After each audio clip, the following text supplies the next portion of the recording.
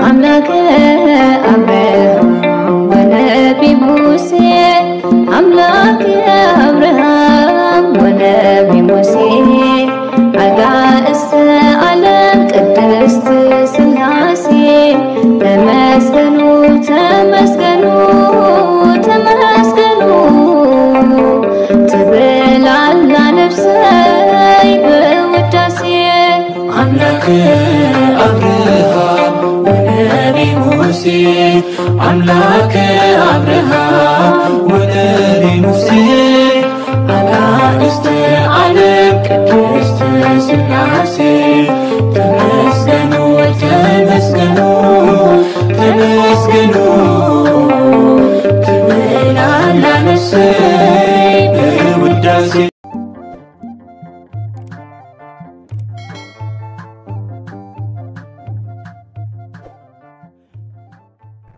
بسم سلاسي بسم آب وولد ومنفس قدوس أحد أملاك آمين.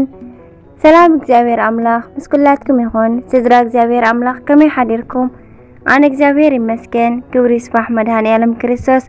ልዑል እግዚአብሔር አምላክና ክሳብ ሰዓት እዚኣ በሰላም ብጥዕና ስለዘጽንሐና ክብርን ምስጋናን አምልኮን ውዳሴን ንዘላለም ንዕኡ ይኹኖ ከምኡውን ነታረረት ህሊና ቅድስተ ቅዱሳን ንጽሕተ ንጹሓን ወላዲተ አምላክ ቅድስት ኪዳነ ምሕረት አዴ ዝኾነት ቅዱስ ወዳ ብዛሃባ ክብርን ምስጋናን ውዳሴን ይብጽሕያ كأن كلهم قدسنا እግዚአብሔር አምላክና ብዛሃቦም ክብሪ ብዛሃቦም ቃል ኪዳን ክብርን ምስጋናን ውዳሴን ይብጽሕዮም አሜን። ዕለት 22 ታሕሳስ ናይ ዕለቱ ስንክሳር ድሰምዕ ዘንብብ ፍቅሪ ጎይታ ኣብ ልቡ ይዕንብብ ሓለዋን ጸሎትን ናይ ቅዱሳን ደማ ይረክብ ዝክረ ጻድቅ ለዓለም ይሄሉ ዝክሪ ናይ ጻድቅ ንዓለም ይዝነብር አሜን። በረኸቶም ይሕደረና ንቅዱሳን ተማሕፀኑ ካብ ኩሉ ክፉእ ዘበለ ክድሕኑ በስመ አብ ወወልድ ወመንፈስ ቅዱስ አሐዱ አምላክ አሜን። ሊቀ መላእክት ቅዱስ ገብርኤል 22 ታሕሳስ በዛ መዓልቲ እዚኣ ናይ ክቡር መልአኽ ሓለቃ መላእክቲ ገብርኤል መዘከርታ በዓሉ እዩ። ኣብ ሃገረ ናዳህ ቤተ ክርስቲያኑ ዝተሃነፀትሉን ተኣምራት እውን ኣብኣ ዘርአየሉን ቅዳሴኣ እውን ዝተኸበረትሉን በዛ መዓልቲ እዩ።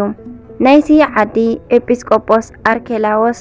ምስክር ከም ዝኾነ እዚ መልአኽ ድማ ስለ ናይ ወልደ እግዚአብሔር ሰብ ምዃን ምስጢር ዝተኣመነን ናብ እምቤትና ቅድስት ድንግል ማርያም ዝተለኣኸን እቲ ፍልሊ ደስታ ደስ ይበልኪ ኦ ምልእተ ጸጋ እግዚአብሔር መሳኺ እዩ እሞ ደስ ይበልኪ ካብ ኩለን ኣንስቲ እውን ዝተባረኽኪ ኢኺ በላ። ንካህን ዘካርያስ ብዛዕባ ልደቱ እውን ንዮሃንስ መጥምቅ ዛብሰሮ እውን በዚ ለማዓንቲ እዩ እዚ መልአኽ እዩ። እዚ መልአኽ ኣዝዩ ዓብይን ክቡርን ሕሩይን መልአኽ እዩ እሞ ምእንታና ናብ እግዚአብሔር ምእንቲ ከማልደልና ናብ እዚ ክቡር መልአኽ እናለመና ልብና አንጽህናን መዘከርታኡ ንግበር። ንእግዚአብሔር አምላኽና ምስጋና ይኹኖ ንዓና እውን በአመላድነቱ ነዚ ክቡር መልአኽ ይምሓረና በረኸቱ ረድኤቱ ምሳና ተሃሉ ለዓለም ዓለም አሜን አሜን። አርኬ ሰላም ለቤትከ በሃገረ ዳና ዘቀደሳ አርኬላዎስ ኤጲስቆጶሳ ገብርኤል ዜናዊ ምጽአተ ክርስቶስ አንበሳ ለዛቲ በዓልከ በዘይትልዓል ሞጎሳ በዓለ ማርያም አንበረ ደቅስዮስ በርእሳ ይብል በረኻት ይሕደረና ቅዱስ ደቅስዮስ ከምውን በዛ መዓልቲ እዚኣ ናይ ሃገረ ጥልጥልያ ኤጲስቆጶስ ቅዱስ ደቅስዮስ ቅዱስ ገብርኤል ንእምቤትና ቅድስት ድንግል ማርያም ዘአብሰረላ መዓልቲ ንምዝካር በዓል ገበረ። ምክንያቱ ምብዓሉ ድማ ከምዚ ኮነ እዚ ኤጲስቆጶስ ደቅስዮስ ድማ ካብ ጽንዓት ፍቅሩ ዝተለዓለ ሓሲቡን ተጊሁን ተኣምራ አኪቡ አዳለወላ አክሊል መሃይምናን ብክልተ ወገን ድንግል ንዝኾነት እምቤትና ቅድስት ድንግል ማርያም ድማ ተገልጸትሉ ብኢዳ ነቲ መጽሓፍ አልዒላ ኦ ፈታውየ ደቅስዮስ በአኻ ደስ በለኒ ነዚ ስለ ዝገበርካለ እውን ንኣድኩኻ እውን በለቶ ብድሕሪኡ እዚ ድማ ካብኡ ተሰወረት ደቅስዮስ ነዚ ነገር ብራእይ ምስራየን ካብ ፍቕሪ እመቤትና ቅድስት ድንግል ማርያም ዓብይ ሓጎስ ተሓጎሰ ንዓኣ ስለ ዝፈተወ ፍቕራ ከም ሓዊ ያቃጸሎ ናታ ክብሪ ንኸውስኽን ንኸፈድፍድን እንታይ ከም ዝገብር ድማ ዝሓስብ ኮነ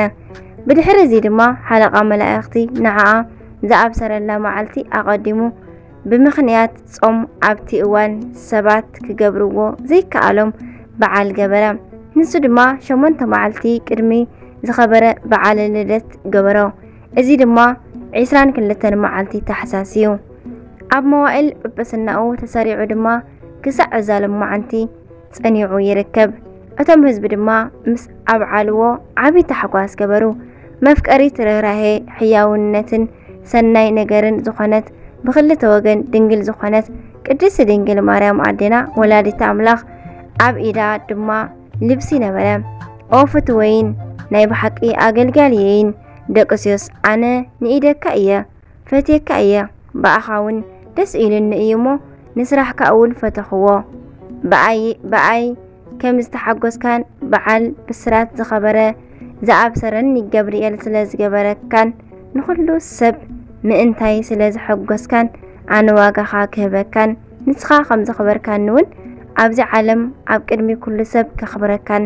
እደሊ ኣለኹ እንሆ ድማ እዚ ንኽትክደና ነዛ ልብሲ ኣምጻእኩልካ እዚ መንበር ድማ ኣብ ልዕሉ ንኽትቅመጥ ኣምጻእኩልካ ካብ ሰብ ሓደ እኳ ነዛ ክዳን ክኽደና ዝኽእል ኮነ ኣብ ልዕሊ እዛ መንበር ዝቕመጥ የለን ነዚ ቃለይ ዘመሓላለፍ ድማ ኣነ ንዕኡ ክብቀሎ እየ እውን በለቶ እዚ ኢላ ድማ ካብኡ ተሰወረት ብድሕሪ እዚ ድማ ንሱ መሳዕረፈ ካልእ ኤጲስቆጶስ ተሸመ እሞ ነታ ልብሲ ለበሳ ኣብታ መንበሩ ድማ ተቐመጠ ኣብታ ጊዜ ድማ ኣብ ልዕሊ ወንበር ወዲቑ ሞተ ነዛ ተኣምር ዝረኣዩ ድማ ካብ ናይ እመቤትና ቅድስት ድንግል ማርያም ወላዲተ ኣምላኽ ተኣምር ዝተለዓለ ተደነቑ ኣመና እውን ፈርሑ ኣኽበርዎ እውን ንዝተመስገነ እግዚአብሔር እውን ኣመስገንዎ ንዑ ድማ ምስጋና ይኹኖ ንዘለዓለም ዓለም ኣሜን ጣዕሚ ፍቕራ ምስ ኩላትና ይሕደር ናይ ቅድስት ድንግል ማርያም ኣዴና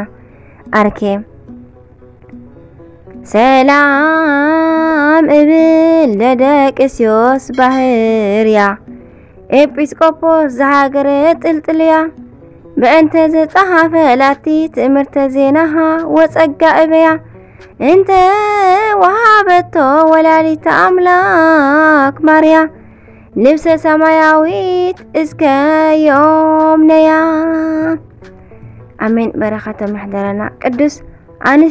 ኣንስጣስዮስ ከምኡውን በዛ መዓልቲ እዚኣ መበል 36 ሊቀ ጳጳሳት ዝሃገረ እስክንድርያ ቅዱስ ኣንስጣስዮስ ሊቀ ጳጳሳት ኣዕረፈ እዚ ቅዱስ ኣቦ ካብ ዓበይቲ ዓዲ ሃገር እስክንድርያ ዝውለድ እዩ መጀመርያ ኣብ ውሽጢ ቤተ መንግስቲ መስፍን ነበረ ብድሕሪ እዚ ድማ ኣብ ልዕሊ ቤተ ክርስቲያን ቅሽና ተሾመ ብድሕሪ እውን ኣብ ልዕሊ ሃገረ እስክንድርያ ሊቀ ጳጳሳት ኮይኑ ተሾመ ብዛዕባ ኣብያተ ክርስቲያን ዝሓስብ እውን ኮነ ብዙሓት ኣብያተ ክርስቲያን እውን ሃነፀ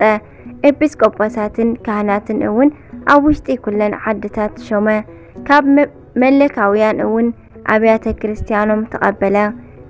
ንያዕቆባውያን እውን ገበረን ንሱ ብምኽንያት ፍልጠቱ ባኣቶም ክቡር ነበረ እሞ ንብዙሓት እውን ናብ ቅንዕቲ ሃይማኖት መለሶም ኣብቲ ወርሓት ንጉስ ቆስጠንጢኖስ ምስ ሞተ ድማ ካልእ ሃይማኖቱ ክፍእቲ ዝኾነት ንጉስ ነገሰ ክፉእ ዝኾነ ንጉስ ነገሰ ካብ እኩያት ኣገልገልቱ ነቲ ሓደ ልኢኹ ድማ ነዚ ኣቦ ንሊቀ ጳጳሳት ኣንስጣስዮስ ብኣሽሓት ወንጀሎ ናይ ያዕቆባውያን ሊቀ ጳጳሳት ኣንስጣስዮስ ናይ ጸሎትን ቅዳሴን ስርዓት ኣብ ውሽጢ ቤተ ክርስቲያን ኣብ ዝሰርዓሉ ግዜ ንንጉስ ኣውገዞ ንሃይማኖት እውን ኣርኮሶ ድማ በለ ንሱ ግን ነዚ ኣይገበረን ንጉስ ድማ ነዚ ናይ ክፉእ መራሒ ሃገር መልእኽቲ ምስ ኣንበበ ኣዝዩ ተቆጥዐ ናብ መኮንን ሃገረ እስክንድርያ መልእኽቲ ልኢኹ دماناي قدسان قزموسن دميانوسن بيت كريستيانن كل نوايون كابزي أبو أنستاسيوس وسيدو نلقى باباساس روم أو غنيوس نخهبو أزازا سلازي دما ازي أبو حزانا نقرقن حسابات لبي زمرمر እግዚአብሔር አጽናዕንዖ እግዚአብሔር ንዓላዊ ዝኾነ ናይ አንጾኪያ ሊቀ ጳጳሳት ጴጥሮስ አጥፊእዎ እዩ እሞ ኣብ ክንድኡ ድማ አትናስዮስ ዝስሙ ጻድቕን ፈላጥን ሰብ ተሾመ ንሱ ድማ ነዚ ኣቦ ኣብ ዝቐንዐት ሃይማኖት ዝተመስረተት መልእኽቲ ይለኣኸሉ ንሱ ድማ እዛ መልእኽቲ ናብኡ ብምብጻሓ ተሓጐሰ ንኤጲስቆጶሳትን ካህናትን ኣኪቡ ድማ ኣብ ልዕሊኦም ኣንበባ በኣድ እውን ተሓጐሱ ኣብ ውሽጣ ኣብ ካብ ዝተፅሓፈ ቃልን ካብ ፍልጠቱን ዝተለዓለ ድማ ተደነቐ ብድሕሪ ድማ ናይ አንጾኪያ ሊቀ ጳጳሳት ኣባ አትናስዮስ ንኤጲስቆጶሳትን ካህናትን ዲያቆናትን መምህራንን ምስኡ ሒዙ ናብ ሃገረ እስክንድርያ እውን ወፀ እዚ ኣቦ እስክንድርዮስ አንስጣስዮስ ድማ ወፂኡ ብደስታ ተቐበሎም ኣባ አትናስዮስ ድማ ኦ ፍትዋተይ ናይ ዳዊት በገና ሒዝና ይቕረታን ቅንዕናን ተረኸባ ጽድቅን ሰላምን እውን ተሰማምዓ እናበልና ንዘምር አትናስዮስን አንስጣስዮስን ተራኺቦም መንፈሳዊ ሰላምታ ተለዋዊጦም እዮም እሞ ሓቂ ኣብ ምድሪ ግብጽ ተገለጸት ቅንዕና ድማ ካብ ምብራቕ በረቐት ግብጽን ሶርያን ድማ ሓንቲ ሃይማኖት ኮይነን እየን እሞ እስክንድርያን አንጾኪያን ሓንቲ ቤተ ክርስቲያን ኮይነን እየን እሞ ሓንቲ ንጽህቲ ድንግል ንሓደ ንጹህ ድንግል መርዓዊ ኮይነን እየን እሞ ንሱ ድማ ናይ ህያው ኣብ ኣካላዊ ቃል ኢየሱስ ክርስቶስ እዩ እዚ ኣባ አትናስዮስ ድማ ምስ ኣባ አንስጣስዮስ ነንሕድሕዶም እናተምሃሩ ብዛዕባ ቅንዕቲ ተዋህዶ ሃይማኖት እናመርመሩን እናተመላለሱን ኣብ ውሽጢ ሓንቲ ደብሪ ን40 መዓልቲ ዝኣክል ተቐመጠ ብድሕሪ እዚ ድማ ኣባ አትናስዮስን ናብ ዓዱ ብሰላም ተመልሰ ኣብ ማእከል ሃገረ አንጾኪያን እስክንድርያን ድማ ብሓንቲ ቅንዕቲ ተዋህዶ ሃይማኖት ስምምዕ ኮነ እዚ ኣባ አንስጣስዮስ ድማ ንመጓሰኡ ምእመናን ንነፍሶም ዝጠቕሞም ካብ መጽሓፍ ህይወት ይምህሮም ነበረ ካብ ብዝሒ ጥበቡን ፍልጠቱን ዝተለዓለ ንንሕድሕድ ዓመት ኩሉ መበገሲ ጽሕፈቱን መልእኽቱን ካብ ሆሄያት ኣሌፍ ብሓደ ገበረ ኣብ ናይ መጀመርያ ዓመት ድማ ብኸምዚ ኣሌፍ ጀመረ ትምህርትታቱ እውን ጸሓፈ ኣብ ካልኣይ ድማ ብቤት ኣብ ሳልሳይ ድማ ብጋሜል እናበለ 42 ዓመት ዘመነ ሽመቱ ብ22 ሆሄያት 12000 መልእኽትታትን ድርሳናትን ጸሓፈ ብድሕሪ እዚ ድማ ብ331 ዓመተ ሰማዕታት በሰላም ዓረፈ ንእግዚአብሔር አምላኽና ምስጋና ይኹኖ ንዓና እውን ብጸሎት ነዚ ቅዱስ ኣቦ ይምሓረና በረኸቱ እውን ምስ ኩላትና ደቂ ተዋህዶ ተሃሉ ንዘላለም ዓለም አሜን አርኬ ሰላም ለአንስጣጥዮስ እግዚአብሔር ዘሴሞ መለካውያነ ለተቃውሞ በብዝሃ ጽሕቅ ዋስተሃምሞ እምድረ ኣብፃ ለጽሕፈ ተግሳጽ አቅሞ ዓመጾም ወልደት ዓረፈ ንሲተ ሃሚሞ በረኻቱ ይሕደረና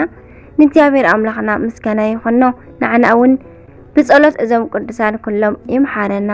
ንዘላለም ዓለም አሜን 22 ታሕሳስ ዓመታዊ በዓል ዝኽበሩ ድማ ተኣምረ ማርያም ቅዱስ ደቅስዮስ ጻድቅ ቅዱስ ገብርኤል ሊቀ መላእክት ቅዱስ አንስጣስዮስ ሊቅ ኣባ